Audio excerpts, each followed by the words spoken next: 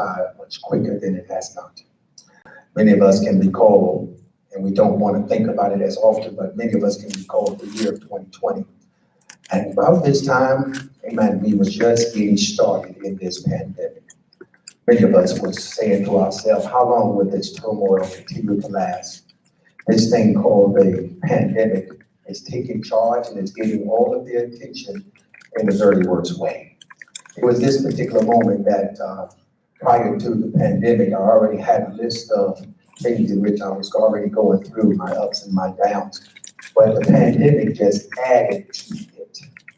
Now, on top of everything else that I'm dealing with, now I have to also deal with this.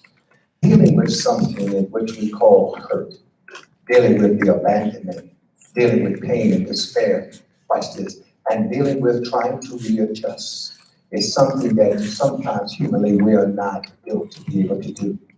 We have what I consider to call the consistency of life in which we want to continue to operate by. But there are moments in time when trouble just comes in our way and we have to cry sometimes. With all of this, we still are the type of people of God that knows that the problems will come and they will go. Embarrassments will come also in those moments that we don't even frequently look for. But as a church, no matter what the current state of the world is, as a church, we know how to rise up even in moments in which we want to just fall apart. With everything that is currently taking place, we have to be able to look around, all of us, I wish I could help, to be able to come to the conclusion, to recognize that we don't want to be as crazy as the world is. We want to be able to hold on to our spiritual wits, to be able to hold on to the unchanging hand of God, and literally be able to tell somebody that can't nobody do us like King Jesus can. It's one thing, watch this here, all the deacons in this house, it's one thing to say it, but also you have to have the actions to be able to show some people that even though I'm stressed, even though I'm dealing with so much, with everybody, seem as though that I know grew up with it dying all around me, seem as though that people are succumbed by the virus, and seem as though that everybody has a heavy load. I have to be able to look at it from the irony and be able to know that God will still make a way out of no way. Here it is right here. Here it is right here. We have to be able to understand that God has set us up and to be able to impact other people's lives, even when our lives is nothing but in shambles. He has set us up to be able to be around particular people in a particular season, to be able to show folks that God is not that far away. He's just a prayer away. Showing us right here that folks sometimes worry too much self-esteem and take too much risk in life.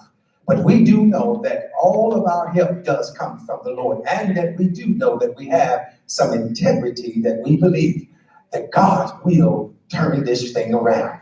It is this particular principal factor and also this integrity that we have to be able to hold on to and recognize that the real reason why we are still where we are, watch this right here, and I'm talking about on good grounds, is because of faith.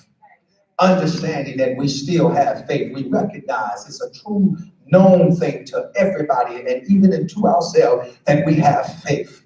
We have faith, oh God help me here, the size of a mustard seed, to be able to look at the mountains and the terrains of life, to be able to say unto it that you will have to be moved out of my way.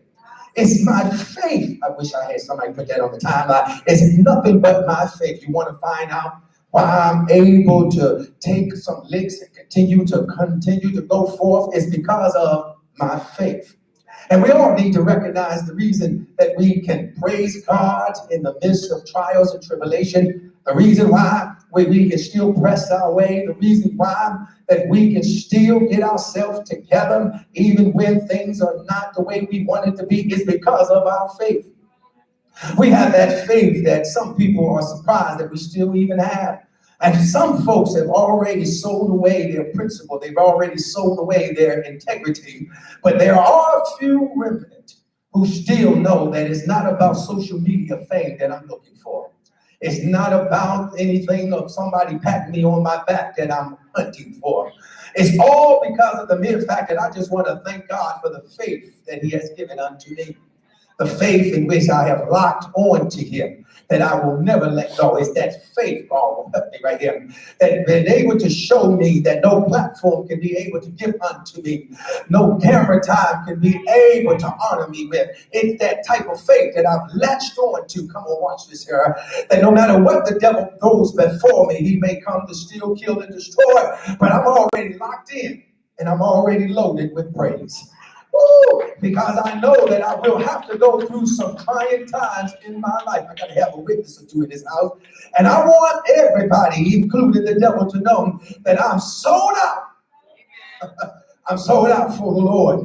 And I just thank him for being able to put me on the terrains of life that he has exposed me to, the ideas in which he has shown me, and also been able to give unto me the truth, nothing but the truth, so help me Jesus, so that I can be able to walk and to be able to talk, to be able to discover, and to be able to journey in life, not worried about the challenges that come before me, not worried about the circumstances or even to question things in which have come in my direction. And that's the whole point right there, that most of us have given up in the journey because we have so many questions, we have so many challenges, and we have so many consequences